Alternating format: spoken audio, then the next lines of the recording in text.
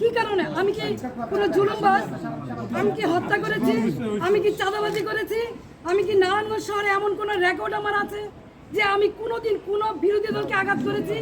তাহলে কিসের জন্য, কি কারণে, কোন ষড়যন্ত্রের কারণে, কার স্বার্থে আমাকে অ্যারেস্ট করা হলো? আমিও প্রশাসনের কাছে জানতে চাই। বর্তমান যারা সরকার আছেন, সাম্যের কথা বলেছেন, বৈষম্যের বিরুদ্ধে আপনারা আন্দোলন করেছেন, সরকার হটিয়ে নতুন সরকার এসেছেন, তাহলে কি এই বৈষম্য? তাহলে অনেস্ট রাজনীতি, সততার কিসের মূল্যায়ন? আমি তো বাড়িতেই ছিলাম, আমি তো পালাই নেই, তাহলে এইভাবে আমাকে অ্যারেস্ট করতে হলো কেন?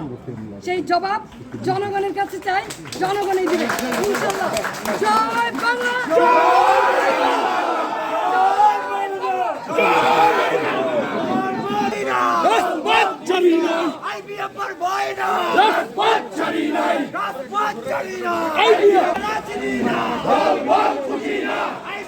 কিছু হলে